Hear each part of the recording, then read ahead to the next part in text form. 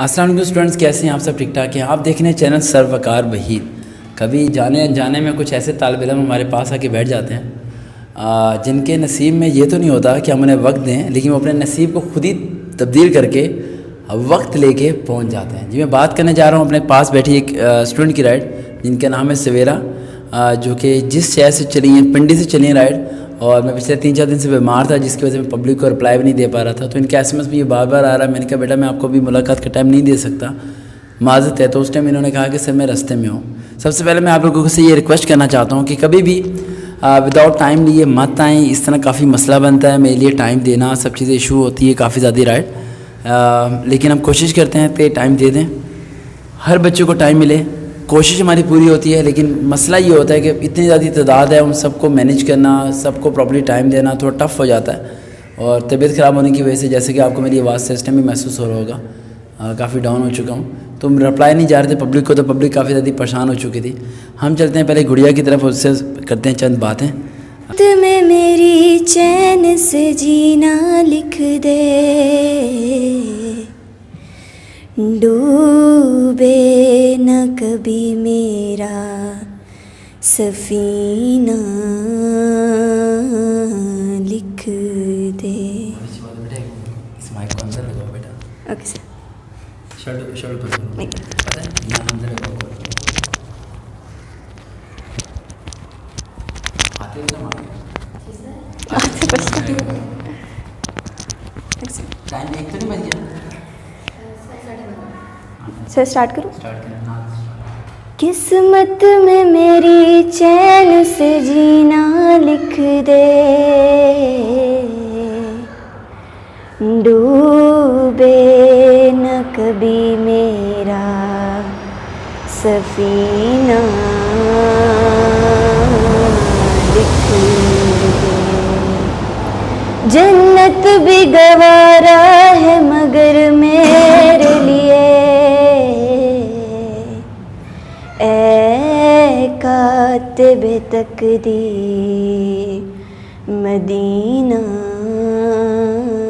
लिख दे। ताजदारे हरम, ताजदारे हरम हो निगाहे करम, ताजदारे हरम हो निगाहे करम। हम गरीबों के दिन भी सवर जाएंगे, हामिए बेकसां क्या कहेगा जहां, हामिए बेकसां क्या कहेगा जहां।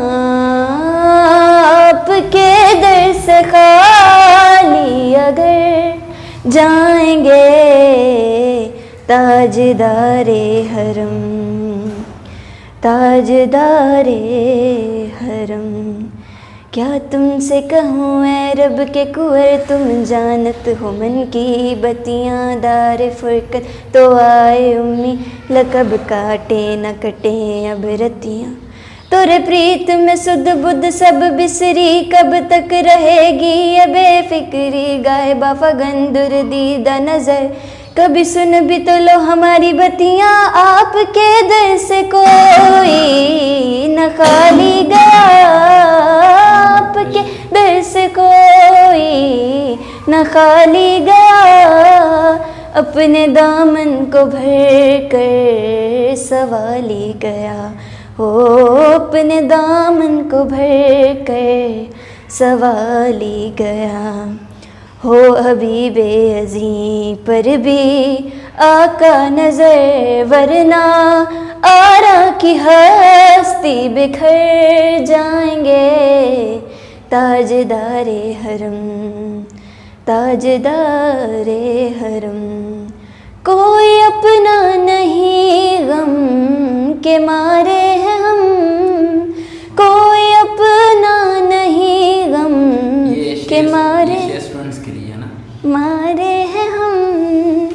आपके दर पे फरियाद लाए हैं हम, हो आपके दर पे फरियाद लाए हैं हम। याद रखो अगर उठ गई एक नज़र यहाँ जितने खाली है सब जाम भर जाएंगे। ताजदारे हरम ताजदारे। नात सुनी जिसके कुछ अशार बड़े खूबसूरत थे, सारे शायरी खूबसूरत थे, लेकिन आखिरी वाला शेर जो स्टूडेंट्स के नाम पे था कि नाउमीद नहीं होना चाहिए, हिम्मत नहीं हारनी चाहिए। मैं जितने तालिब इल्म इस टाइम मेरी इस वीडियो को देख रहे हैं वो इस बात को दिलो दिमाग में बसा लें, नौकरी हासिल करना तो एक छोटा सा काम है जो कोई मुश्किल काम नहीं है। असल काम है आपकी ज़िंदगी के मसले मसाइल को हल करना। किसी का निकाह गलत जगह हो चुका होता है, किसी का निकाह हो रहा नहीं होता, किसी की बहन को तलाक हो जाती है, किसी का भाई घर छोड़ के चला जाता है, किसी घर में कमाने वाला कोई नहीं होता और कोई छोटी सी बच्ची बचपन में अपने वालिद साहब को खो बैठती है, तो वो क्या करेगी। माशरे में इंसान नुमा जानवर हैं, यह आपसे बेहतर कोई नहीं जानता। यहाँ दरिंदे हैं जिनसे बचने के लिए इंसान को कोई ना कोई गाइडिंग पर्सन चाहिए होता। कुरान मजीद क्या हमारे लिए एक गाइडिंग किताब है, एक ऐसी किताब जिसे पढ़ने के बाद हमें पता चलता है कि हमें किस सड़क पे जाना है और किस सड़क पे नहीं जाना। इसी तरह असल ज़िंदगी में हमें एक ऐसा शख्स चाहिए होता है जो हमेशा हमारे कंधे पे हाथ रख कर हमें यह बताता रहे कि ये सही है, ये गलत है, इस तरफ चलो, ऐसे ना चलो, और वक्त वक्त पे हर लम्हे हमें बताता रहे और समझाता रहे, तो फिर इंसान को मंजिल मिलती है, वरना मंजिल से इंसान बिखर जाता है। तो मैं आप सबसे ये कहना चाहता हूँ कि अपने दिल को इत्मीनान पे रख के आंखें बंद करके रात को सुकून से सोया करें कि जब तक सरवकार ज़िंदा हैं वो आखिरी दम तक आप लोगों के साथ हैं। आप लोगों के कॉल्स एसएमएस बहुत ज़्यादा आते हैं, माना सबको रिप्लाई देर से आता है, काफ़ी देर से आता है, कुछ को जल्दी आता है, कुछ को देर से आता है, लेकिन आता तो सबको है ना। ऐसा कभी नहीं हुआ कि कोई स्टूडेंट ज़िंदगी में आया मेरे पास आके ये कह के मुझे रिप्लाई नहीं आया, ऐसा कभी हो नहीं सकता। तो इस बात को ज़हन में रखें। अभी हम तैयारी कराना चाह रहे हैं सवेरा को पाकिस्तान एयरफोर्स की इनिशियल टेस्ट की प्रिपरेशन अभी हम कराएंगे। इनिशियल टेस्ट की ऑलरेडी हम काफ़ी वीडियोस अपलोड कर चुके हैं, लेकिन आज गर्ल्स के पॉइंट ऑफ व्यू से हम थोड़ी बहुत बेसिक बातें हम डिस्कस करेंगे सवेरा से, जो कि हम चाहते हैं कि आप लोग भी सीख लें, उन सब चीज़ों के ऊपर भी अमल करें। अच्छा सवेरा, ये नात पढ़ने का शौक़ कब से पैदा हुआ? बचपन से। और भी नाते पढ़ती हैं बेटा? क्या बात है। तो कंपटीशन भी काफ़ी जीते होंगे आपने तो फिर? क्या क्या कंपटीशन जीते हैं बेटा? नेशनल सॉन्ग, फोक सॉन्ग, नात, रेसिटेशन, यानी सॉन्ग भी पढ़ लेती हैं आप? गाना भी गा लेती हैं? इस पूरी ट्रेनिंग के एंड पे जाके हम इससे सुनेंगे एक गाना, और एंड पे जाके लाजमी गाना सुनेंगे, ठीक है? और देखते हैं कि गाने में कैसी बात है इनकी। अब हम चलते हैं पाकिस्तान नेवी की, पाकिस्तान एयरफोर्स के इनिशियल टेस्ट की प्रिपरेशन की तरफ। सॉरी मेरा गला थोड़ा सा ख़राब है। अच्छा भाई सवेरा, अब आपने इन चीज़ों पर फोकस करना है। कोई से पेज निकालना है बस। मेरी तबीयत काफ़ी ज़्यादा ख़राब है, लेकिन फिर मुझे टाइम देना पड़ा सवेरा को।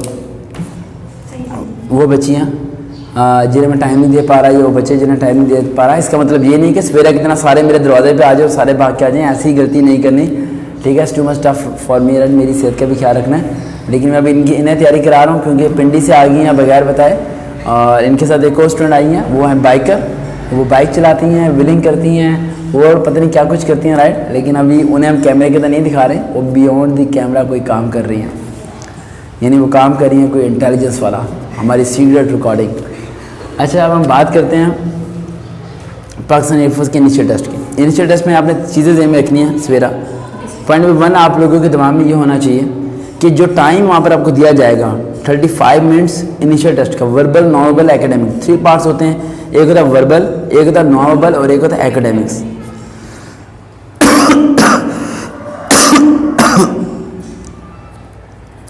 ये में रखना है कि वो आपसे हाथ में जो घड़ी होती है वो रास्ते में उतार लेते हैं, वो घड़ी अंदर लेके जाना अलाउ नहीं करते, तो घड़ी मत लेके जाइएगा, गुम जाएगी, वापस भी नहीं मिलेगी। अगर आपका टाइम दिया हुआ है टेस्ट के ऊपर, कौन सा टाइम दिया हुआ है आपको जाने का? 30 बजे सुबह का। क्या टाइम? 7:30 का अगर आपको टाइम दिया हुआ है तो आपने 6 बजे चले जाना है। कितने बजे चले जाना है? 6 बजे। अगर आपको 11 बजे का टाइम दिया जा रहा था फिर भी आपने 6 बजे चले जाना है। अगर वो आपको दोपहर 3 बजे का टाइम दिया हुआ है फिर भी आपने 6 बजे चले जाना है। मेरी बातों पर यकीन रखना, जो कह रहा हूँ वैसे ही करो। टाइम जो भी दिया हुआ है आपने सुबह 6 बजे चले जाना है। जैसे ही हम वहाँ जाएंगे आपको वहाँ पर एक कार्ड दे दिया जाएगा। कार्ड मिलने के बाद आप अपने सेक्शन सेंटर में जाके बैठ जाएंगे। बैठने के बाद वहाँ पर एक शख्स आएगा जो कि मोटे पेट वाला होगा, ठीक है? शर्तिया कह रहा हूँ, मोटे पेट वाला ही होगा भाई, पतला नहीं होगा, ठीक है? वो आएगा और वो आके आपसे डॉक्यूमेंट लेगा, मैट्रिक की सनद के पीछे आपकी लगा देगा स्टैंप। स्टैंप लगा के कहेगा बेटा लाइन में जाके खड़े हो जाओ। लाइन में जाके खड़े हो जाओगे, इंटर की मार्कशीट आपकी देख लेगा, राइट। फर्स्ट ईयर की और होप सर्टिफिकेट आपने अप्लाई किया तो होप सर्टिफिकेट वो देखेंगे लाजमी, वो होना चाहिए आपके पास, है ना। होप सर्टिफिकेट आपने जिस कॉलेज से फर्स्ट ईयर किया है ना, वहाँ से होप सर्टिफिकेट बनवा लें, वो लेटर के बगैर आपका टेस्ट नहीं हो सकता। जिन बच्चों ने होप सर्टिफिकेट पे अप्लाई किया है, होप सर्टिफिकेट पे अप्लाई ना किया करें, मैं तमाम बच्चों को मना करता हूँ हमेशा की तरह, राइट। और इसकी मना करने की क्या वजह है लगा किसी वीडियो के अंदर मैं आपको बताऊँगा इंशाल्लाह। आप लोगों ने सर्टिफिकेट लाजमी अपने कॉलेज से बनवा लेना है ताकि वहाँ पर आपको कोई मसला दरपेश ना आए। देन वो आपसे कुछ पैसे लेंगे 200-300 रुपये और आपको एक प्रोस्पेक्टस दे देंगे। देन आपको एक वेटिंग रूम में आके बैठा दिया जाएगा। वहाँ के बाद आपको सामने लेके जाया जाएगा, एक बहुत बड़ा हॉल होगा और जैसे कि आपको जहाज़ की आवाज़ आ रही है, इस टाइम हम एयरपोर्ट के अंदर बैठ के रिकॉर्डिंग कर रहे हैं आप लोगों के लिए, ठीक है। यहाँ से बसें कम चलती हैं, जहाज़ ज़्यादा चलते हैं, ठीक है। तो आपको एक हॉल में जाकर बैठा दिया जाएगा, वहाँ पर कंप्यूटर की लैब्स होंगी, राइट। और वहाँ कंप्यूटर के सामने बैठ जाएंगे और जहाँ बैठेंगी वहाँ पर एक टेबल लगा होगा, उसके पीछे 2 फौजी बैठे होंगे, उसके ऊपर एक कोड नंबर लिखा होगा। वो कोड नंबर आपने सिस्टम के अंदर पुट करना है। देन आपने अपना CNC नंबर पुट करना है, आपका सिस्टम ओपन हो जाएगा। सबसे पहला टेस्ट आपका आएगा वर्बल और दूसरा टेस्ट आएगा नॉन वर्बल, तीसरा होगा एकेडमिक। लेकिन इस बार चेंज कर रहे हैं, एकेडमिक पहले लेके आ रहे हैं, वर्बल नॉन वर्बल बाद में लेके आ रहे हैं, क्योंकि उसमें लोग ज़्यादा फेल होते हैं एकेडमिक के अंदर। उसके बाद आप लोगों ने क्या करना है, उसके बाद आपने इस बात के बारे में ज़हन में रखना है बेटा कि अब मैं जो बात आपको बताने लगा हूँ, वर्बल जब भी आपका स्टार्ट होगा तो वहाँ पर शो हो रहे होंगे 35 मिनट्स। क्या शो हो रहे होंगे? 35 मिनट्स आपके वहाँ पर शो हो रहे होंगे, राइट। और 35 मिनट जब वहाँ पर शो हो रहे होंगे तो इस बात को ज़हन में रखना है कि वो 35 मिनट्स नहीं बल्कि 15 मिनट्स हैं। कितने मिनट्स हैं? 15 मिनट्स हैं। आप जैसे ही 5 या 10 सवाल कर लोगे, ये 35 एकदम 20 हो जाएंगे और यू विल शॉक्ड। 100 MCQs में से आप 50 करोगे बिल्कुल सही, लेकिन आखिरी 5 सेकंड में आप 50 को तुक्का नहीं लगा सकते, इसलिए आप क्या हो जाते हो? फेल हो जाते हो। क्या हो जाते हो? फेल। आप फेल इसलिए नहीं होते कि आपको 100 सवाल नहीं आते, आप फेल इसलिए होते हो क्योंकि 100 सवाल आप कर नहीं पाते। समझ आ रही है इस फेरा? 100 सवाल आप कर नहीं पाते। आपने क्या करना है? रूल नंबर 1, क्वेश्चन को एक बार ही पढ़ना है, दोबारा पढ़ना नहीं है। रूल नंबर 2, क्वेश्चन समझ आए ना समझ आए दोबारा पढ़ने की कोशिश नहीं करनी। रूल नंबर 3, अगर किसी का क्वेश्चन मिस प्रिंट है तो बंदे को बुला के बताने की जरूरत नहीं है, मार्क करें ABC में से कोई भी और नेक्स्ट फॉरवर्ड करें।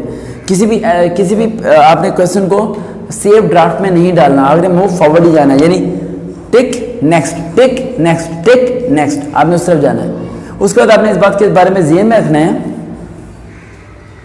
वर्बल में स्पीड तेज रखेंगे आप, टाइम उसने जो दिया होगा वो एकदम क्या हो जाएगा? कम हो जाएगा। नॉर्मल में भी स्पीड तेज रखेंगे, टाइम क्या दिया होगा वो एकदम क्या हो जाएगा? कम। और इसी को आप क्या करेंगे? एकेडमिक के अंदर भी करेंगे, फिर आप क्या हो जाएंगे? फेल। एकेडमिक के अंदर ऐसा नहीं करना।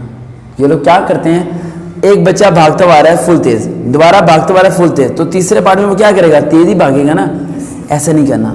तीसरा पार्ट जो एकेडमिक है उसमें 40 मिनट्स देंगे, वो 40 मिनट्स रियल 40 मिनट्स होंगे। यानी एकेडमिक में आपने क्वेश्चन को 3 दफा पढ़ना है तो आपका वक्त ज़ाया नहीं होगा, ये वो lot of the time. Actually में शुरू में वो आप 35 मिनट देंगे, एकदम टाइम खत्म होगा तो आपका माइंड बन जाएगा कि यार आगे भी यही होने वाला है। सेकंड टेस्ट में भी वैसे ही करेंगे, आपका माइंड बन जाएगा थर्ड टेस्ट में भी यही होने वाला है। थर्ड में आके आप वही गलती करेंगे, पीछे गलती कर दी, वहाँ टाइम कम था किया था इन्होंने और आपने स्पीड तेज रखी, यहाँ टाइम ज़्यादा था लेकिन आपने स्पीड क्या रखी? तेज रखी, जिसकी वजह से एकेडमिक में आके क्या हो जाओगे? फेल हो जाओगे। इसलिए एकेडमिक में आपने स्पीड को तेज नहीं करना बल्कि क्या हो जाना है? स्लो, रिलैक्स हो जाना, टोटली रिलैक्स। समझ आ गई? नेक्स्ट पॉइंट, आपने इस बात में ज़हन में रखना है कि आपने यूट्यूब पे जाना है और जाके सर्च करना है इनिशियल टेस्ट प्रिपरेशन फोर्सेस वकार वहीद। मिलेगी वीडियो इसी रेड शर्ट में होगी। वाह क्या बात है, आज से 4 साल पुरानी वीडियो है वो। अब आप सोच रहे होंगे सर इस शर्ट को 4 साल हो गए, कब चेंज करेंगे? ये अलग पॉइंट है।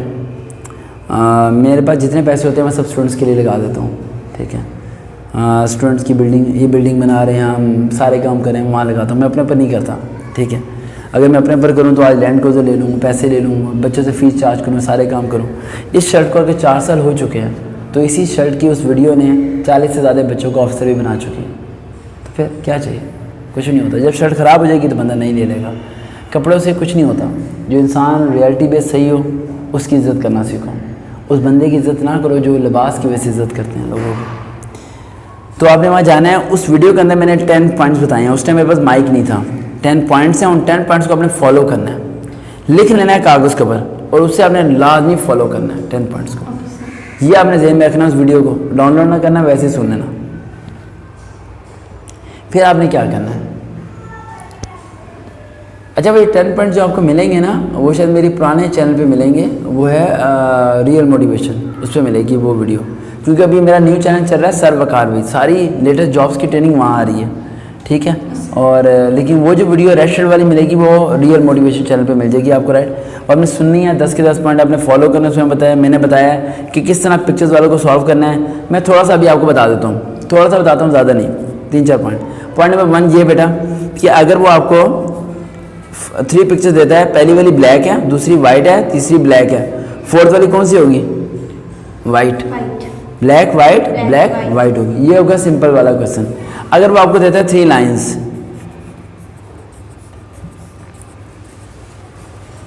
अगर वो आपको 3 लाइन्स देता है इस तरह करके, 3 इधर दे दिए, 3 इधर दे दिए, 3 इधर, कहता है कि इधर कौन सा कॉलम आएगा, तो आपने इस तरह नहीं देखना वाइट ब्लैक या कलर्स वगैरह, आपने क्रॉस में देखना है। किस में देखना है? क्रॉस में।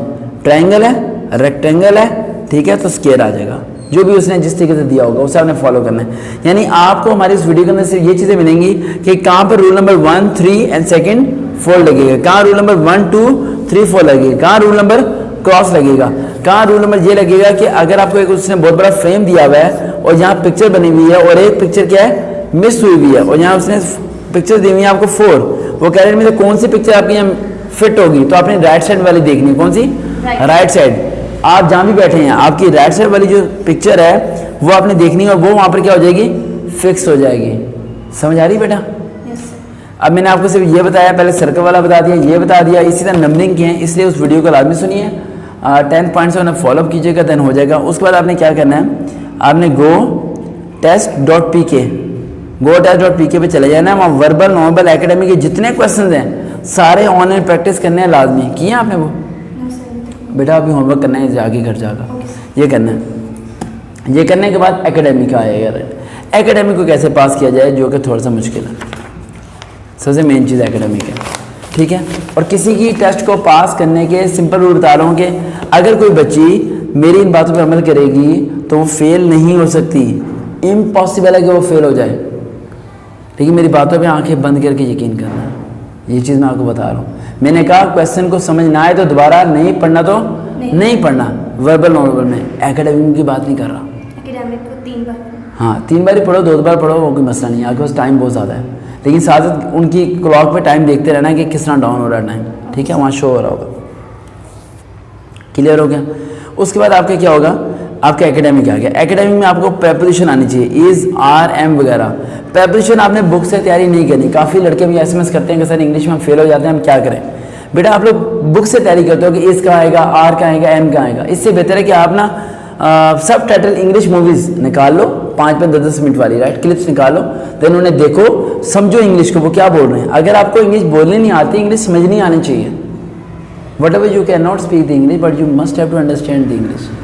आपको पता होना चाहिए कि अगला बंदा बोल रहा क्या है, समझ आई? अगर आपको इंग्लिश समझ आती है तो जो भी उसने आपको फ्रीडम लेस दी है, he dash a boy, he is a boy, then आपने अपने माइंड से देखना है कि क्या ये वर्ड यहाँ सूटेबल है या नहीं है। समझ आई? सवेरा जो आपको सूटेबल लगे स्पीकिंग में, क्या लगे? स्पीकिंग में सूटेबल लगे, उसी पॉइंट को आपने क्या करना है, टिक कर देना है। उसके अलावा किसी को टिक नहीं करना। पहला पॉइंट हो गया। दूसरा पॉइंट, सेंटेंस दिया होगा, किसी वर्ड के नीचे लाइन लगी होगी। लाइन का मतलब है उस वर्ड का मीनिंग नीचे ABCD में दिया होगा। आपने उस वर्ड का सेम मीनिंग अगर नहीं भी पता तो नियरेस्ट मीनिंग पे आपने क्या कर देना है, टिक कर देना है। लो जी, थर्ड पॉइंट, एक्टिव पैसिव। ये तो समझाने की जरूरत नहीं है ना, सब्जेक्ट वर्ब ऑब्जेक्ट वगैरह। डेक्ट इंडेक्ट, डेक्ट इंडेक्ट में कौन से आ सकते हैं, सिर्फ वही आएंगे, अलास, एक्सलेम, विद, हॉरो वगैरह, समझ आई, वो आएंगे। और एक्टिव पैसिव में कौन से आएंगे, सिंपल वाला तो देंगे नहीं, ओपन दी डोर यानी ऑर्डर वाले जिसमें लेट यूज होता है। समझ आ रही बेटा? यानी आपको उन्हें रिवाइज करना पड़ेगा, अपनी 10th को थोड़ा रिवाइज करना पड़ेगा। इनिशियल टेस्ट कुछ नहीं है, बच्चों वाला टेस्ट है ये। ऐसे पास करोगे आप लोग, ऐसे इसे दिमाग में बैठा के ना बैठो कि पूरा दिन मैं इनिशियल की तैयारी करता हूँ फिर जाके इनिशियल पास होगा। तैयारी करनी तो मेडिकल की तैयारी करो, तैयारी करनी तो साइकोलॉजी की तैयारी करो, तैयारी करनी तो इंटरव्यू की तैयारी करो, जो मेजर पार्ट है आपके रिकमेंड होने के लिए। ये क्या चीज़ है, ये तो हलवा है बेटा। ये तो मेरी इस वीडियो को सुनोगे तो पास हो जाएगा। गो टेस्ट पे जाके जो मैंने कही है उन्हें प्रैक्टिस करो, जो मैंने आपको वीडियो का कहा उस वीडियो को सुनो, जो इंग्लिश का मैंने पैटर्न बताया इसे फॉलोअप करो, जो मैंने टाइमिंग्स का मैनेजमेंट किया उसे फॉलोअप करो। उसके बाद आपने आपके पेजेस काफ़ी गंदे हो रहे हैं बेटा, ठीक है, मुझे आदत है इस तरह बड़ा बड़ा करके लिखने की ना, ठीक है। तो बस ये लास्ट चीज़ करूँगा, ज़्यादा नहीं करूँगा। तबीयत बड़ी ख़राब है। अच्छा सवेरा बेटा, ये होने के बाद क्या है, एकेडमी के अंदर आपने क्या करना है, अपनी फिजिक्स 9th और 10th और फर्स्ट ईयर सेकेंड ईयर इसके डू यू नो साइड पे दिए होते हैं, more information do you know, ये सारे पढ़ लेने हैं। जी वी की वैल्यू क्या होती है, स्मॉल जी की वैल्यू क्या होती है, first equation of the motions सुनाए, s equal to v i t, नहीं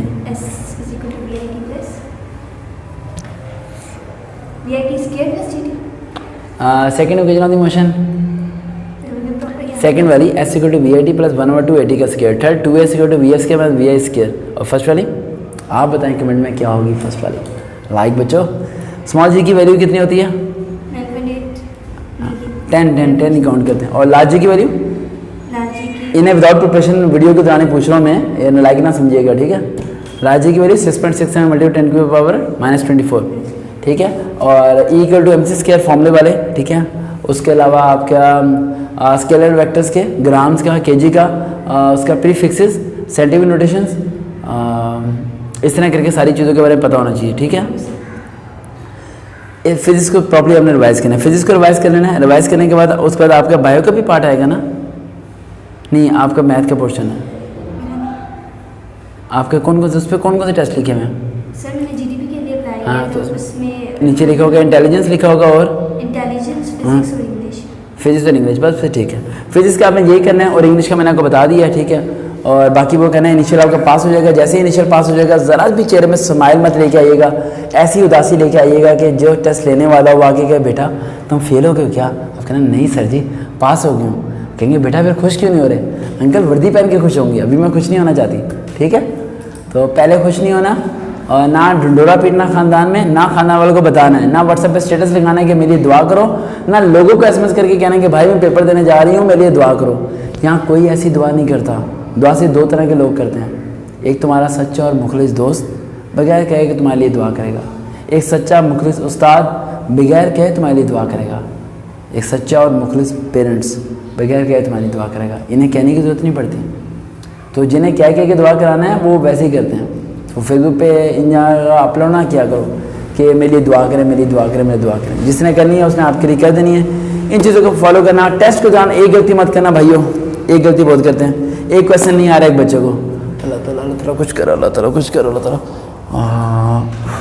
ठीक, इस तरह नहीं करना भाई। दुआएं मांगनी है टेस्ट से पहले मांगो, अल्लाह से जितनी मांगनी है, टेस्ट के दौरान आपने अपने वर्क पर फोकस करना है, समझ आई। अल्लाह आपके साथ है, आप परेशान मत हो और टेंशन, अगर आप रिजेक्ट भी हो जाते हो तो फिर भी आपने उदास नहीं होना, बाहर निकल के बिरयानी खानी है, ठीक है, प्लेट भर के बिरयानी खाना, मुझे कॉल करके आना सर जी मैं रिजेक्ट हो गया, मैं कहूँगा वेल डन बेटा कमाल हो गया आज तो, इसका मतलब। लेकिन बाहर निकल के फुटपाथ पे बैठ के उफ मैं फेल हो गई, मैं फेल हो गया, मेरे साथ क्या होगा, मैं तो तबाह हो जाऊंगी, तो होने के बाद क्या हो जाएगा, आपको क्या लगता है होने के बाद खुश रहोगे, ये तो पता ही किसी को नहीं है। प्राइम मिनिस्टर इमरान खान साहब जब तक प्राइम मिनिस्टर नहीं बने थे सोचते थे बन जूंगे, तो क्या अब बन गए तो क्या हुआ, हज़ारों प्राइम मिनिस्टर आए, प्राइम मिनिस्टर गए हैं, हज़ारों लोग आते हैं, हज़ारों लोग जाते हैं। बड़े से बड़ा होता है आपको मुतमईन नहीं कर सकता, सिर्फ एक चीज़ आपको मुतमईन कर सकती है, डेट इज़ दी अल्लाह सुब्हानहू तआला की रज़ा, बस और कुछ भी नहीं। पैसा दौलत ये तो मैं देखो पैसा दौलत क्यों नहीं लेता, इसलिए तो नहीं लेता, ये फजूल चीज़ें हैं, ये इंसान को ग़ुलाम बनाती है दुनिया का, और अगर दुनिया की ग़ुलामी से निकलना है और अल्लाह की ग़ुलामी में जाना है तो अपनी ज़िंदगी की कामयाबी को कुर्बान करना सीखो। जीतने के बाद तो हर कोई निफल पड़ता है, कभी हारने के बाद तो निफल पड़ना सीखो। जीतने के बाद तो सारे खुशी मनाते हैं, कभी हारने के बाद तो चेहरे पर मुस्कान लेके आना सीखो। कभी इन चीज़ों को समझो तो सही कि तुम्हें क्या करना चाहिए क्या नहीं करना चाहिए।